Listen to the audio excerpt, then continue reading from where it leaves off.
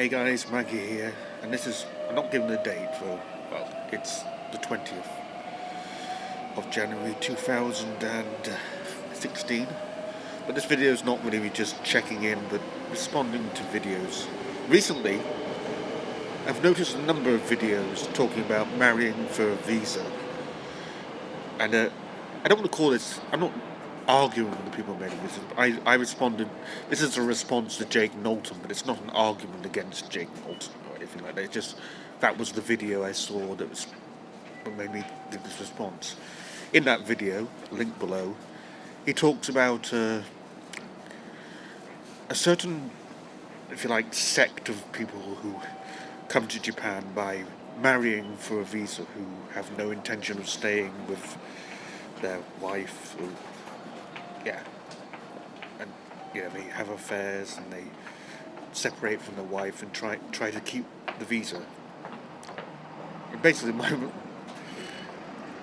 separate but not divorce, so that the visa's still good. And my response to that is, don't do that. I rarely swear, but don't be a dick. That's just a nasty thing to do. Having said that, I am married to a Japanese person, to a Japanese woman. I have a spousal visa. I have, as far as I know, have not cheated on my wife.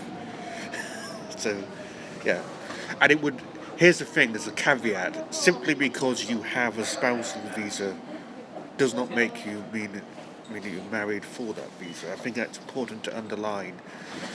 The fact is, I often think about this hypothetical situation. If I had a job, I work mainly in academia and dabble in journalism.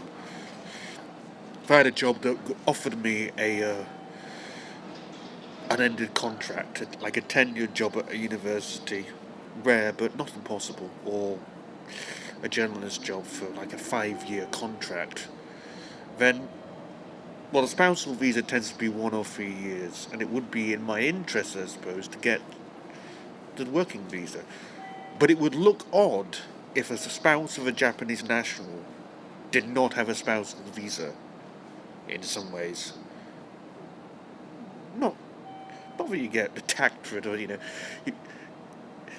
obviously no one thinks they're going to have to defend themselves in a court of law. But if you ask the question, why don't you have a spousal visa, given that you're married to a Japanese national, you don't necessarily have a good response, unless you are actually on that visa.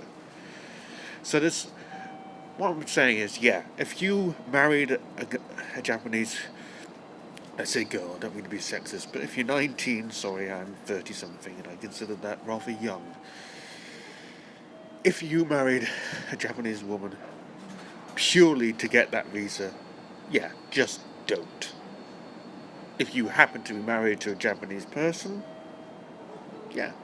you are entitled to that visa, and I think your life is made far easier without it. One thing, I've been in situations like, anything from a restaurant to buying a computer or getting a mobile phone contract, and as soon as they realise you're not just a foreigner, you're a foreigner married to a Japanese people, the red carpet gets rolled out a little bit. We weren't going to give you a mobile phone contract, but now that we understand you're married to a Japanese national, and therefore you, the Japanese national's rights are being abused because their spouse won't get that mobile phone or whatever. So it's in your interest. My response to this is, don't be a dick. In life, generally, that's a good thing. I'm sure I've been a dick many times, but I attempt not to be in most situations. So, But don't be afraid, also, if you have the right to it, of claiming your marriage visa, because it will make life a lot more easier for you. Anyway, see ya. Bye.